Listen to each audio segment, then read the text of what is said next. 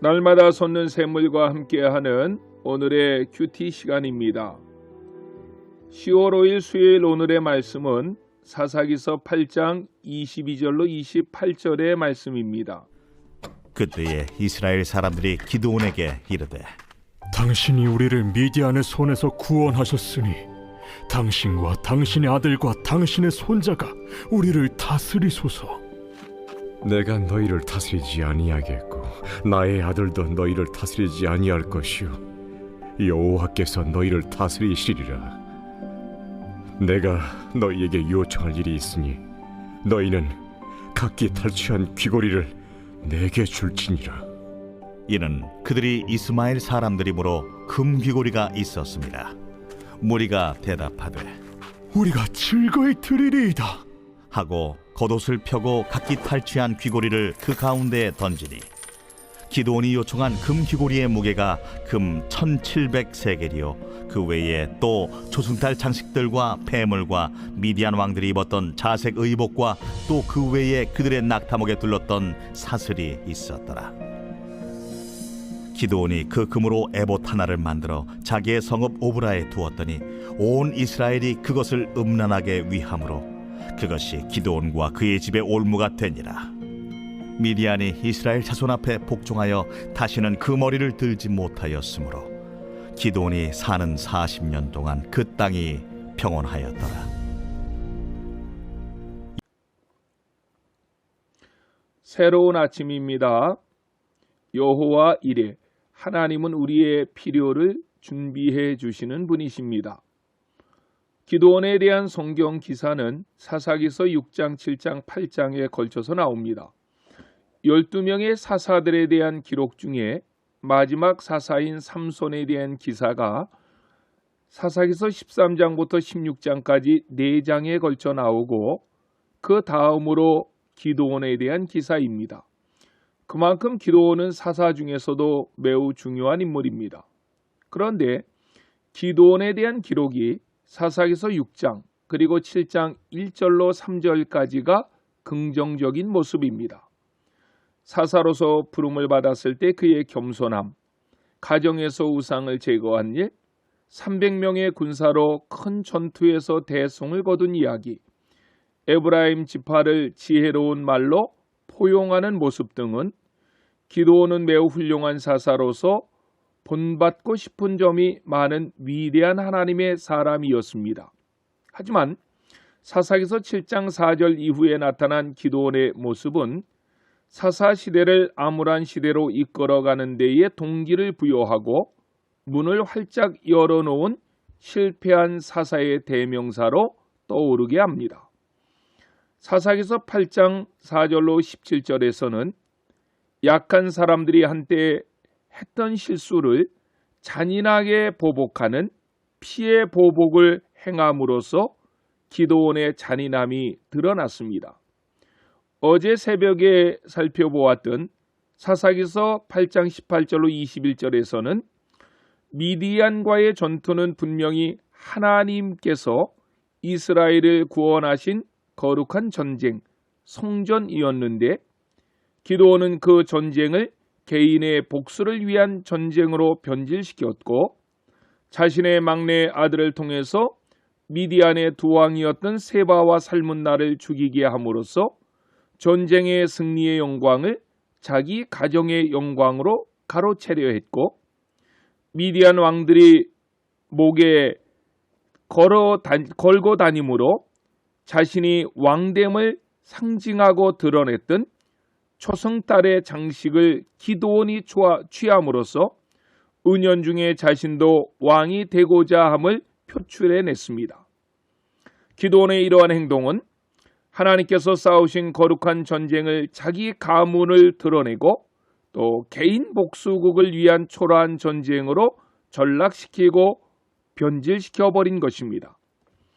기드온의 실패는 오늘 본문에서도 계속 이어집니다. 22절 말씀입니다. 그때 이스라엘 사람들이 기드온에게 이르되 당신이 우리를 미디안의 손에서 구원하셨으니 당신과 당신의 아들과 당신의 손자가 우리를 다스리소서 하는지라. 이스라엘 사람들은 고작 300명의 군사를 거느리고 미디안 연합군 13만 5천 명과의 싸움에서 대승을 거둔 기드온에게 열광합니다. 그래서 백성들은 기드온을 향하여서 이렇게 외칩니다. 당신과 당신의 아들과 당신의 손자가 우리를 다스리소서라고 말입니다. 무슨 말입니까? 우리의 왕이 되어달라는 것입니다. 물론 23절 말씀을 보면 기드온은 사양합니다. 기드온이 그들에게 이르되 내가 너희를 다스리지 아니하겠고 나의 아들도 너희를 다스리지 아니할 것이요 여호와께서 너희를 다스리리라 하니라. 아멘. 기드온은 여호와 하나님만이 우리의 왕이라고 고백하는 듯이 보입니다. 그래서 나와 내 아들들은 이스라엘을 다스리는 왕이 될 수 없다고 말합니다. 얼마나 겸손한 말입니까? 그런데 기드온은 말로만 그랬지 마음에서는 백성들의 그 말을 기쁨으로 받아들이고 있었습니다. 그 증거가 24절로 27절의 말씀입니다. 그 내용을 간략하게 설명한다면 전쟁에서 승리한 기드온은 전리품을 거두어 드립니다. 전리품 중에서 가장 귀한 것은 금이었을 것입니다. 거두어 드린 전리품의 양은 이 전쟁이 얼마나 큰 전쟁이었음을 보여주기도 하는데 거두어 드린 금의 무게가 26절 말씀을 보면 1700세겔이었다고 했습니다. 1세겔은 11.4g입니다. 그렇다면 1700세겔은 20kg 정도 되는 양입니다. 금이 20kg 정도 된다면 얼마나 많은 양의 금을 전리품으로 거두어 드린 것입니까? 이 금을 하나님께만 올려드렸다면 얼마나 좋았을까요? 그런데 기드온은 그렇게 하지 않았습니다. 그 금을 가지고 옷을 하나 만들었습니다. 27절 말씀입니다.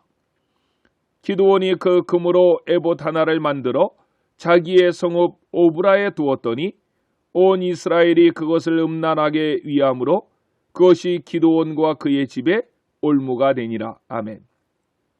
기드온은 그 금으로 에봇을 만들었습니다. 에봇은 제사장만이 입을 수 있는 성의입니다. 그런데 기드온은 그 금으로 자기를 위해 에봇을 만들어서 자기 집에 두었다는 것입니다. 말도 되지 않는 일을 기드온은 서슴없이 행하고 있습니다. 그러니까 23절에서 백성들이 기드온을 향하여 왕이 되어달라고 했을 때에 하나님만이 이스라엘을 다스린다고 하면서 그러므로 나와 내 아들은 이스라엘의 왕이 될 수 없다는 말은 한낱 립 서비스, 가증한 입놀림에 불과했던 것입니다. 더 안타까운 것은 기드온이 금으로 만들었던 에봇은 그의 집에 올무가 되니라고 27절 하반절에서 말씀하고 있습니다. 왜 금으로 만든 에봇이 그의 집에 올무가 되었습니까? 27절 중반절에서 이렇게 말씀합니다. 온 이스라엘이 그것을 음란하게 위함으로 라고 말입니다. 어떻게 금으로 만든 에봇을 음란하게 위할 수 있습니까? 구약에서는 우상 숭배를 주로 간음으로 비유했습니다. 그러므로 이 말의 의미는 금으로 만든 에봇은 그의 가정을 넘어서 온 이스라엘의 우상이 되었다는 뜻입니다. 기드온의 여러 가지 실수 중에 이 실수는 치명적입니다. 하나님의 거룩한 전쟁을 개인의 복수를 위한 전쟁으로 전락시킨 것도 매우 안타까운 그의 실수였는데 스스로 왕이 되고자 하는 욕심, 그리고 이스라엘을 우상 숭배의 길로 인도했던 이 실수는 사사시대를 통틀어 보아서도 치명적인 실수였습니다. 하나님 나라의 지도자는 백성들을 어떻게 하나님의 품으로 인도할까 고민하고 작은 일부터 그 일을 해나가는 것입니다. 그러기 위해서 중요한 지도자의 자질은 언행일치입니다. 기드온의 가식은 이어지는 말씀들을 보면 가정을 파멸로 이끌었을 뿐만 아니라 온 이스라엘을 우상의 나라로 만들어가는 촛발을 내디딘 사람이 되었음을 보게 됩니다. 한마디로 기드온은 말년의 영안이 어두워진 것입니다. 하나님 앞에 서는 그날까지 맑은 영안으로 코람되어 하나님 앞에서만 살아가시는 저와 여러분들 모두가 되시기를 주님의 이름으로 간절히 축원합니다. 아멘.